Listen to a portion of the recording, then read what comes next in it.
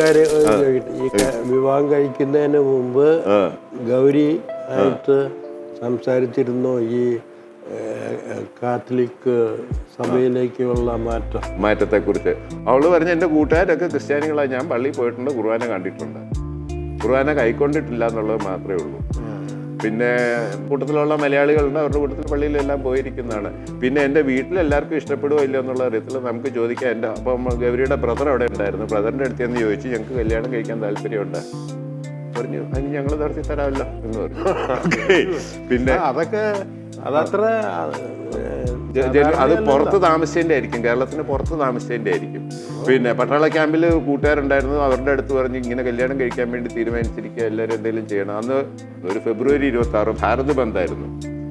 നമുക്കിവിടെ പട്ടാളത്തിന് നമ്മുടെ ട്രക്കും ബസ്സും ഒക്കെ എടുത്തുകൊണ്ടൊക്കെ പോയാൽ മതിയെന്ന്.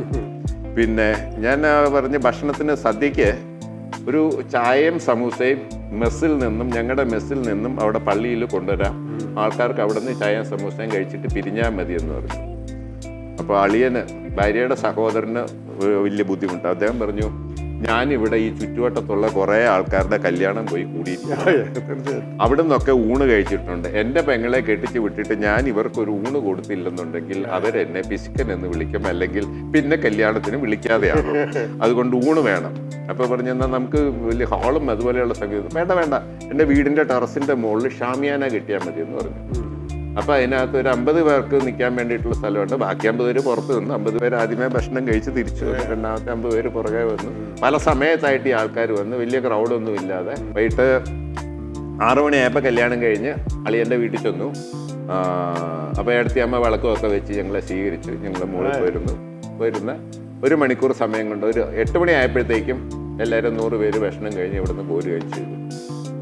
വളരെ മിനിമം രീതിയിൽ ഈ സംഗീതം നടത്തി. അപ്പോൾ എൻ്റെ കല്യാണമല്ല, അപ്പനോട് പറഞ്ഞു ഇത് എല്ലാവരെയും വിളിക്കാനുള്ള സൗകര്യമൊന്നുമില്ല, പട്ടാള ക്യാമ്പിലാണ്. അപ്പം പറഞ്ഞു, ഏതായാലും ഞാൻ വരുന്നുണ്ട്, എൻ്റെ മോൻ്റെ കല്യാണമല്ല, ഞാനൊന്ന് വരുന്നുണ്ട്. അമ്മയോടും പെങ്ങന്മാരോടും പറഞ്ഞു, എല്ലാവരെയും ഇവിടെ കൊണ്ടുവന്ന് കഴിഞ്ഞാൽ അത് നോക്കാൻ എനിക്ക് ബുദ്ധിമുട്ടാണ്, കല്യാണം കഴിയുമ്പോൾ ഞങ്ങൾ അങ്ങോട്ട് വന്ന് കണ്ടോളാം. വീട്ടിൽ ബാക്കി ബന്ധുക്കളോടെല്ലാം ഞാൻ കത്ത് എഴുതി അറിയിച്ചു, ഞങ്ങളുടെ കല്യാണം നടത്തുകയാണ്, പട്ടാള ക്യാമ്പിൽ വെച്ചിട്ടാണ് കല്യാണം, പ്രത്യേക സാഹചര്യത്തിലാണ്, നിങ്ങളെ ആരെയും വിളിക്കാൻ വേണ്ടിയിട്ട് എനിക്ക് നിവൃത്തിയില്ല, എല്ലാവരും എനിക്ക് വേണ്ടി പ്രാർത്ഥിക്കണം എന്ന്. അങ്ങനെ പറഞ്ഞുകൊണ്ട് ഇനിയിപ്പോൾ അവള് നസ്രാണി അല്ല, അവള് നായര ഇതാന്ന് പറഞ്ഞുകൊണ്ട് ആർക്കും ഞങ്ങൾ പങ്കെടുക്കത്തില്ലെന്നോ ഒന്നും പറയേണ്ട ആവശ്യം വന്നില്ല. എല്ലാവരോടും പ്രാർത്ഥിക്കണം എന്ന് മാത്രമല്ലേ ആവശ്യപ്പെട്ടുള്ളൂ. വരണം, പങ്കെടുക്കണം, ആശീർവദിക്കണം എന്നൊക്കെ പറയുമ്പോഴത്തേക്കാണ് ഞാൻ വരത്തില്ല എന്ന് ഒരു തിരിച്ച് മറുപടി പറയുന്നത്. ഇതിപ്പോൾ അതിനുള്ള അവസരമൊന്നും ഉണ്ടായില്ല. എല്ലാവരും ആശീർവദിക്കണം എന്ന് പറഞ്ഞ് എല്ലാവരും ആശീർവദിച്ചുകൊണ്ട് എനിക്ക് എഴുതുകയും ചെയ്തു. അങ്ങനെയും ചെയ്യാം. ഞങ്ങളുടെ 3 മാസത്തെ ശമ്പളം കൊണ്ട് 2 പേരുടെ 3 മാസത്തെ ശമ്പളവും പിന്നെ 2 മാസം ലീവ് എടുത്തു കഴിഞ്ഞാൽ അഡ്വാൻസ് ഓഫായി കിട്ടും. ഇത്രയും കാശ് കൊണ്ട് ഞങ്ങളുടെ കല്യാണം നടന്നു. ഇന്നിപ്പോൾ ആൾക്കാർ കല്യാണം നടത്താൻ വേണ്ടിയിട്ട് കടം എടുത്തു വെച്ചിട്ട് ആ കടം പിന്നെയും 10 വർഷങ്ങൾ എടുക്കും ഈ കടം വീട്ടാൻ വേണ്ടിയിട്ട്. ഇതിപ്പോൾ ഇങ്ങനെ ഒരു സൗകര്യം കിട്ടിയത് കൊണ്ട് അങ്ങനെയും വിവാഹങ്ങൾ നടത്താം. എല്ലാവരും അങ്ങനെ ചെയ്യണം എന്നല്ല ഞാൻ പറഞ്ഞത്. സോ എനിക്ക് ചേട്ടൻ്റെ ആ കല്യാണം അവർ കൂട്ടുകാരെല്ലാം കൂടി ഇങ്ങനെ ചെയ്ത് കിടത്തു എന്ന് പറഞ്ഞ് കേട്ട് കഴിഞ്ഞപ്പോഴത്തേക്കും ഓൾമോസ്റ്റ് സിമിലർ. പിന്നെ അന്ന് ആ കല്യാണ ദിവസം ഉള്ള എനിക്ക് ഒരു സർപ്രൈസ് ഉണ്ടായിരുന്നത്, ഈ 20 പേരെ ഹോട്ടലിൽ വിളിച്ചു എന്ന് പറഞ്ഞല്ലോ. ഞാൻ നല്ല ഇതൊക്കെ ആയിരുന്നു. എല്ലാം കഴിഞ്ഞ് അതിഥികളൊക്കെ മാറിക്കഴിഞ്ഞപ്പോൾ ഞാൻ പേ ചെയ്യാനായിട്ട് അവിടെ ചെന്നു. പേ ചെയ്യാനായിട്ട് അവിടെ ചെന്നപ്പോഴാണ് പറയുന്നത് ഇറ്റ്സ് ഓൾറെഡി പെയ്ഡ്. അപ്പോൾ ഞാൻ ചോദിച്ചു ആരാണ്. അപ്പോൾ ഞങ്ങളുടെ കല്യാണത്തിന് ലീഡ് ചെയ്യുന്ന ഒരു പ്രായമുള്ള അച്ഛനാണ്. അന്ന് മലയാളി ഒന്നുമില്ല. ഈ ജർമ്മൻകാരൻ അച്ഛൻ അച്ഛൻ്റെ കുർബാനിക്കാൻ കൂടിയിട്ടുണ്ട്. പക്ഷെ എന്നോടൊന്നും പറഞ്ഞില്ല. ഈ കല്യാണത്തിന് വേണ്ടിയിട്ട് 25 ആളുകൾ ജർമ്മനിയിൽ ഹോട്ടലിൽ കഴിക്കുമ്പോ നല്ല ആകാശമാണ്. സാധാരണ അങ്ങനെ 20 പേര് കഴിക്കുന്ന പോലെ. അതെല്ലാം പുള്ളി കവർ ചെയ്യും. അന്ന് അതൊരു വലിയ സഹായമാണ്. ഇതൊന്നും മിണ്ടാതെയാണ് ചെയ്തിരിക്കുന്നത്. അതിന് കണക്ക് വെക്കാതെ, അളക്കാതെയും കണക്ക് വെക്കാതെയും ചെയ്തു.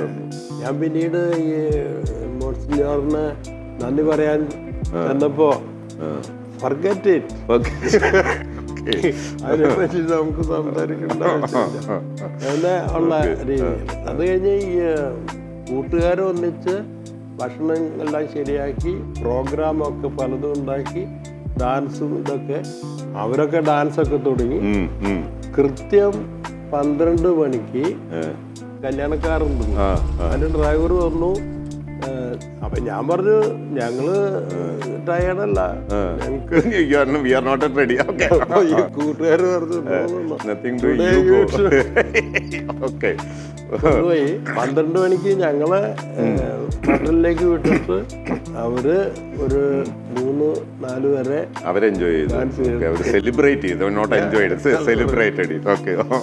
അതാണ് കല്യാണം. അത് വളരെ സിമ്പിൾ ആയിരുന്നു. രണ്ടുപേരും ഏകദേശം ഒരേപോലെ കല്യാണം അറേഞ്ച് ചെയ്തു. മക്കളുടെ കല്യാണം ആയപ്പോഴോ? മക്കളുടെ കല്യാണം ആയപ്പോ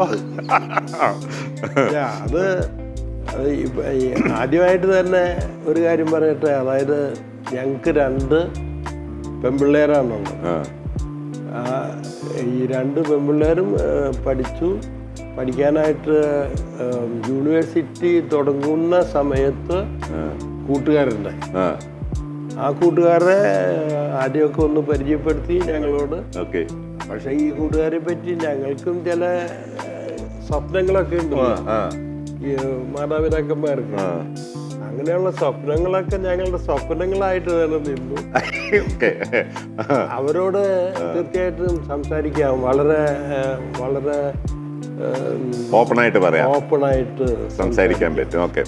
പക്ഷേ അവര് ഞങ്ങളുടെ പെമ്മക്കള് പറഞ്ഞു, ഞങ്ങൾക്ക് വേണ്ടിയിട്ട് നിങ്ങൾ പ്ലീസ് ഒരിക്കലും ഒരു പാർട്ട്ണറിനെ നോക്കി കമ്പൈൻ ചെയ്യാൻ നോക്കണ്ട, ഞങ്ങൾക്കതറിയാം, ഞങ്ങളത് തീരുമാനിക്കുള്ളൂ, അത് നിങ്ങളോടുള്ള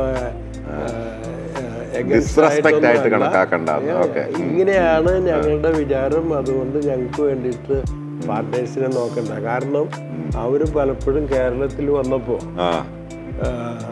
കേരളത്തിൽ ഇങ്ങനെ പല കല്യാണങ്ങളും കൂടിയിട്ടുണ്ട്. ചില ഇതില് പെണ്ണ് കാണൽ സംഗതികള് അവര് നോക്കിയിരുന്നിട്ടുണ്ട്.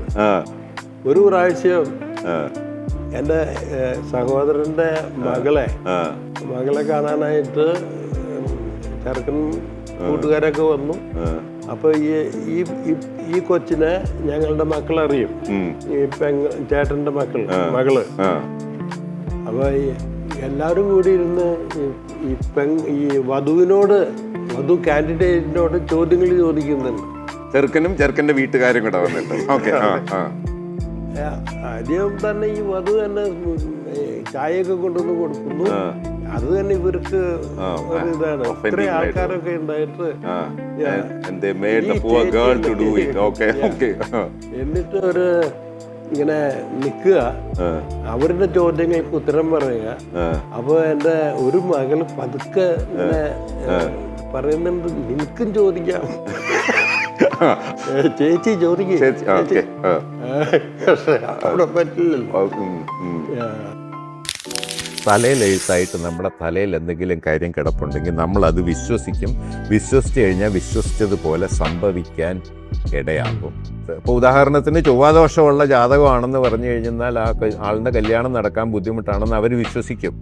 അത് ദൈവ തീരുമാനമായിട്ട് അവരങ്ങ് തീരുമാനിക്കും, ഇങ്ങനെ നടക്കത്തുള്ളൂ. അപ്പോൾ എന്തെങ്കിലും നല്ലത് സംഭവിക്കുമെന്നുള്ള ഹോപ്പ് അതിനകത്ത് അവർക്ക് ഇല്ലാതെ പോകും. നമുക്കൊരു പ്രതീക്ഷയില്ലാതെ നമ്മളൊരു കാര്യം ചെയ്യാൻ വേണ്ടി പോയി കഴിഞ്ഞാൽ അത് വിജയിക്കാൻ സാധ്യത ഇല്ല.